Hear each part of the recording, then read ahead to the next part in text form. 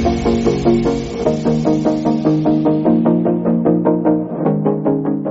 लोग Himalayan river system के विषय में पढ़ रहे हैं। हिमालयन रिवर सिस्टम या सदा नीरा नदी तंत्र या संवहनी नदी तंत्र, पेरिनियर रिवर सिस्टम या कन्वेंशनल रिवर सिस्टम, इसके अंतर्गत गंगा नदी तंत्र हो चुका है, सिंधु नदी तंत्र हो चुका है। अब नेक्स्ट है Brahmaputra river system. Brahmaputra river system में सबसे पहले ब्रह्मपुत्र को डिस्कस करते हैं। ब्रह्मपुत्र की उत्पत्ति कहाँ से होती है? तिब्बत के पठार पर कैलाश पर्वत श्रृंखला से एक हिमानी निकलती है जिसका नाम है चेमयुंगडुंग हिमानी। चेमयुंगडुंग ग्लेशियर से निकलती है एक नदी जिसे तिब्बत के पठार पर सांगपो या सांपो कहते हैं, टी साइलेंट है इसमें। और अरुणाचल प्रदेश के उच्च पर्वतीय भागों में जिसे सियांग और निम्न पर्वतीय भागों में दिहांग, जिसे असम के मैदान में ब्रह्मपुत्र और बांग्लादेश में जमुना के नाम से जाना जाता है। स्पष्ट है कि ब्रह्मपुत्र नदी तिब्बत के पठार पर सांगपो या शाम्पू के नाम से जानी जाती है। अरुणाचल प्रदेश के उच्च पर्वतीय भागों में ब्रह्मपुत्र को ही सियांग कहते हैं और अरुणाचल प्रदेश के निम्न पर्वतीय भागों में इसे दिहांग कहते हैं। और जब इसमें इसकी प्रमुख बाई सहायिकाएँ हैं दिबांग और लोहित। दिबांग और लोहित के संगम के पश्चात इसमें जल की मात्रा में काफ़ी वृद्धि हो जाती है। दिबांग और लोहित के संगम के पश्चात जब यह असम के मैदान में प्रवाहित होती है तब इसे ब्रह्मपुत्र के नाम से जाना जाता है। और असम में धुबरी के दक्षिण पश्चिम में यह दक्षिण की ओर मुड़ करके बांग्लादेश चली जाती है और बांग्लादेश के गोलांडो नामक स्थान पर यह पद्मा में विलीन हो जाती है। पद्मा, गंगा को ही बांग्लादेश में पद्मा के नाम से जाना जाता है। इसके पश्चात सम्मिलित जलधारा जमुना और पद्मा अर्थात ब्रह्मपुत्र और गंगा के सम्मिलित जलधारा जब आगे बढ़ती है तो उसे बांग्लादेश में मेघना के नाम से जाना जाता है। अब ब्रह्मपुत्र की लंबाई कितनी है? ब्रह्मपुत्र की कुल लंबाई है 2900 किलोमीटर और भारत में इसकी लंबाई मात्र 885 किलोमीटर है, 885 किलोमीटर है ब्रह्मपुत्र की। तो भारत से होकर प्रवाहित होने वाली सबसे लंबी नदी ब्रह्मपुत्र है। अब ब्रह्मपुत्र की जो प्रमुख दाहिनी सहायिकाएँ हैं, ब्रह्मपुत्र की जो प्रमुख दाहिनी सहायिकाएँ हैं उनमें है सुबनसिरी, कामांग, मानस, संकोश और तिस्ता। ये ब्रह्मपुत्र की प्रमुख दाहिनी सहायिकाएँ हैं। जिस ओर नदी प्रवाहित होती है आप उस ओर नदी के उस तरफ मुँह करके खड़े होंगे। आपके दाहिने हाथ के तरफ जो नदियाँ दिखाई दे रही हैं वो सब दाहिनी सहायिकाएँ हैं क्योंकि नदी के दाहिने तट पर आकर के वो नदी में गिर रही हैं। और बाएं हाथ की तरफ जो सहायिकाएँ दिखाई दे रही हैं वो बाई सहायिकाएँ हैं, लेफ्ट ट्रिब्यूटरीज हैं। तो ब्रह्मपुत्र की जो प्रमुख राइट ट्रिब्यूटरीज हैं उनमें सुबनसिरी है, कामांग है और मानस है, संकोश है, तिस्ता है। इसके अलावा ब्रह्मपुत्र की जो प्रमुख बाई सहायिकाएँ हैं, लेफ्ट ट्रिब्यूटरीज हैं, उनमें लोहित, बोढ़ी, देहांग। देहांग तो स्वयं अरुणाचल प्रदेश में ब्रह्मपुत्र को देहांग कहते हैं और बोढ़ी दिहांग, ओल्ड दिहांग ब्रह्मपुत्र की एक बाई सहायिका है। और नेक्स्ट बाई सहायिकाएँ हैं धनसिरी, कपिली, ये जिया भरेली, पगलादिया, ये सब अन्य प्रमुख बाई सहायिकाएँ हैं ब्रह्मपुत्र की। तो इसमें ब्रह्मपुत्र असम के मैदान में यह रैंप घाटी में प्रवाहित होती है। ब्रह्मपुत्र की घाटी को कहते हैं रैंप घाटी। जैसे नर्मदा की घाटी एक रिफ्ट वैली है, दामोदर की घाटी एक फॉल्ट वैली है, गोदावरी की घाटी, कृष्णा की घाटी, कावेरी की घाटी, ये घाटियाँ फॉल्ट वैलीज हैं। गोदावरी की घाटी को हम लोग सुपर इम्पोज्ड वैली भी कहते हैं, क्योंकि उत्पत्ति के आधार पर तो ये फॉल्ट वैली है, लेकिन इसमें क्रिटेशियस पीरियड के समय यहाँ पर लावा के दरारी उद्गार से यह नदी घाटी भर गई, मैदान के तल में आ गई, और बाद में यहाँ से फिर सरिता की उत्पत्ति हुई और धीरे धीरे वो विशाल नदी में आज की गोदावरी जैसी विशाल नदी में परिवर्तित हो गई। इसीलिए गोदावरी नदी की घाटी को सुपर इम्पोज्ड वैली कहते हैं। प्रेजेंट टाइम वो सुपर इम्पोज्ड वैली है, जबकि उत्पत्ति के आधार पर वह एक रिफ्ट वैली है। हम लोग बात इसकी कर रहे हैं, ब्रह्मपुत्र नदी की घाटी एक रैंप घाटी होती है। रैंप घाटी दो जब फॉल्ट ऊपर उठ जाएं तो उनके बीच का स्थान रैंप घाटी के नाम से जाना जाता है। यह रैंप घाटी में प्रवाहित होती है ब्रह्मपुत्र नदी, और भारत की सबसे बोझिल नदी है। The most burdened river of India है ब्रह्मपुत्र नदी, और इसी कारण वर्षा ऋतु में इसमें अक्सर बाढ़ की स्थिति बन जाती है। क्यों? क्योंकि इसमें सेडिमेंट्स की मात्रा बहुत ज़्यादा है, अवसाद की मात्रा, नदभार की मात्रा काफ़ी अधिक है, जिसकी वजह से इस नदी में जल प्रवाह अपेक्षाकृत मंद गति से होता है। और वर्षा ऋतु में क्या होता है कि ब्रह्मपुत्र नदी का जल इसकी रैंप घाटी के बाहर प्रवाहित होने लगता है, और असम के मैदान में जो यत्र तत्र अभी जो गर्त हैं उनमें ब्रह्मपुत्र का जल भर जाता है, जिससे झीलों की उत्पत्ति होती है। इन झीलों को स्थानीय भाषा में बिल कहते हैं। यह भी प्रतियोगी परीक्षाओं में यह प्रश्न पूछा जाता है कि पश्चिम बंगाल और असम के मैदान में जो वर्षा ऋतु में यत्र तत्र झीलें डेवलप होती हैं उनको स्थानीय भाषा में क्या कहते हैं? तो उन्हें बेल कहते हैं। और असम में और पश्चिम बंगाल के कुछ भागों में भी जो भाभर होता है उसको किस नाम से जाना जाता है? भाभर के मैदान को दुआर कहते हैं। भाभर के मैदान को असम और पश्चिम बंगाल के कुछ भागों में दुआर कहते हैं। यह भी एक महत्वपूर्ण प्रश्न बनता है प्रतियोगी परीक्षाओं में।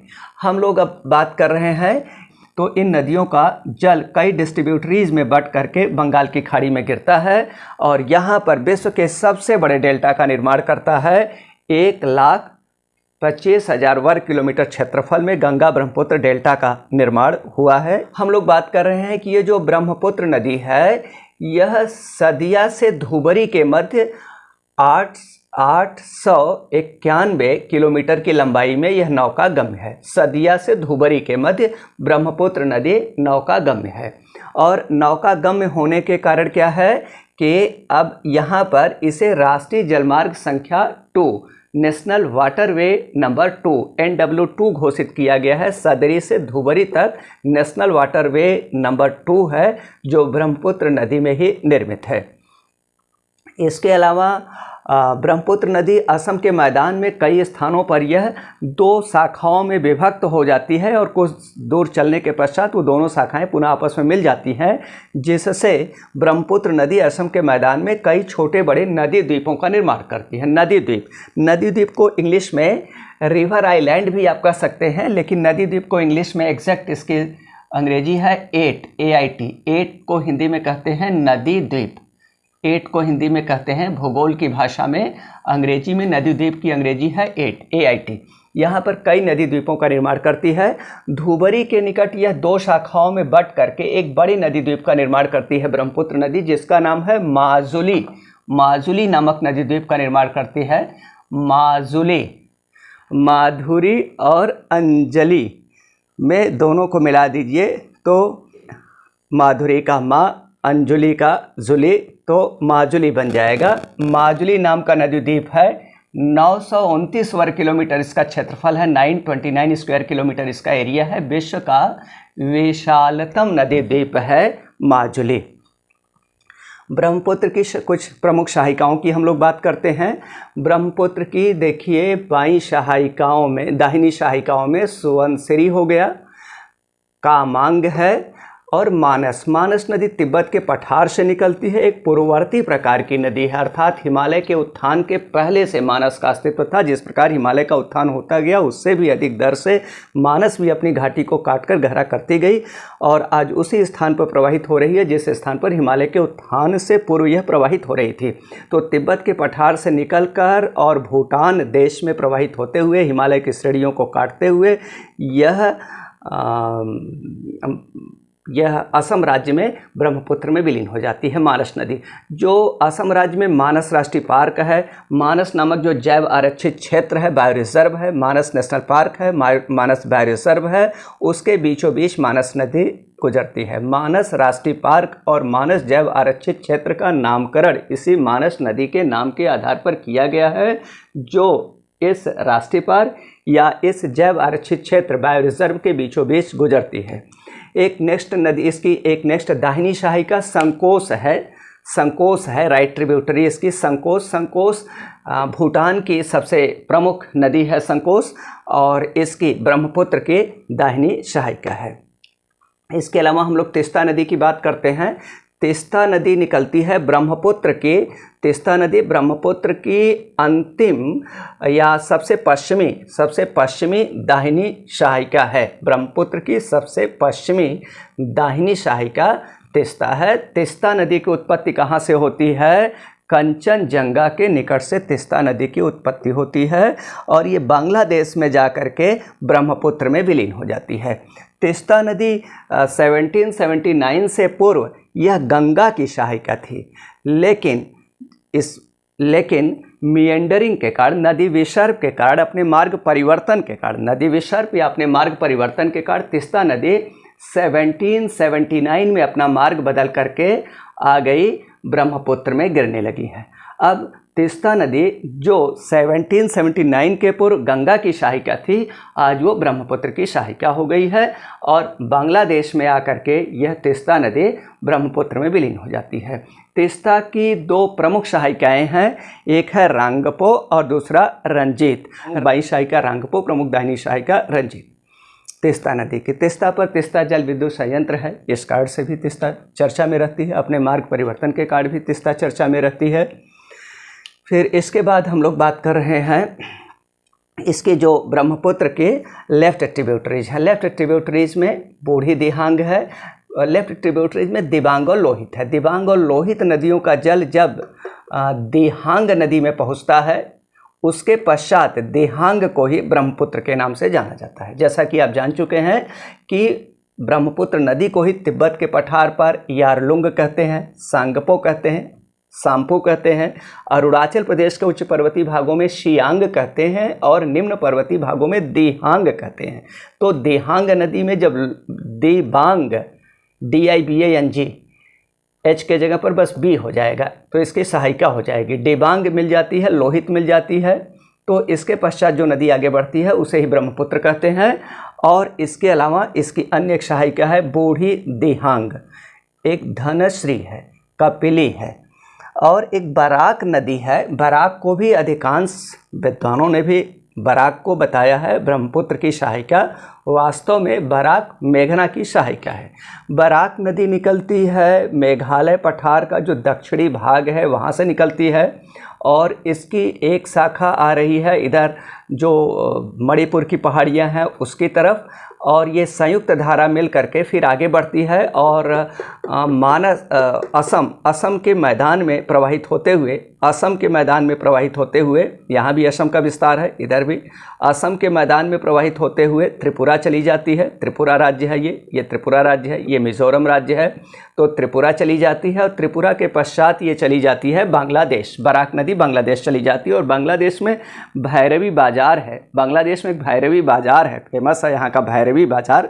इस भैरवी बाज़ार जादू टोने के लिए फेमस है भैरवी बाज़ार। इस भैरवी बाज़ार में बराक नदी मेघना में विलीन हो जाती है।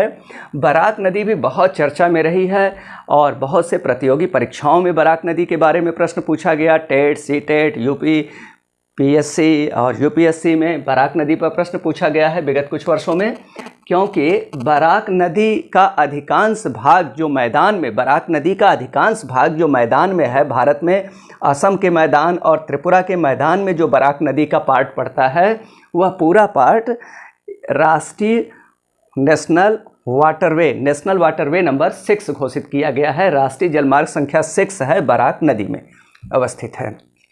और जो असम के अधिकांश महत्वपूर्ण नगर हैं वो क्या है, वो अधिकांश महत्वपूर्ण नगर इसे ब्रह्मपुत्र या उस ब्रह्मपुत्र नदी के तट पर बसे हैं। जैसे असम की राजधानी गुवाहाटी, या असम का महत्वपूर्ण नगर डिब्रूगढ़ है, तेजपुर है, सदिया है, धुबरी है, ये सब ब्रह्मपुत्र नदी के तट पर बसे नगर हैं। इसके अलावा एक कामरूप नगर है, कामरूप नगर, असम का कामरूप नगर कपली नदी, इसकी जो बाईं शाखा कपली है उसके तट पर बसा है कामरूप नगर। प्रश्न आ चुका है, छोटे छोटे परीक्षाओं में प्रश्न आ चुका है, टेट आदि परीक्षा में तो अभी नहीं आया है लेकिन आ सकता है। रूपनगर किस राज्य में स्थित है? रूपनगर है पंजाब में, पंजाब में रूपनगर है। और कामरूप नगर कहाँ पर है? असम में कपली नदी के तट पर है। आप ऐसे याद रखिए कि पंजाब के लोग बड़े रूपवान होते हैं, तो आपको याद रहेगा, लंबे चौड़े पंजाबी लोग होते भी हैं। तो रूपनगर पंजाब में है और कामरूप कपली नदी के तट पर असम राज्य में स्थित है। हम लोग ब्रह्मपुत्र और इसकी सहायक नदियों का संक्षिप्त अध्ययन कर चुके हैं।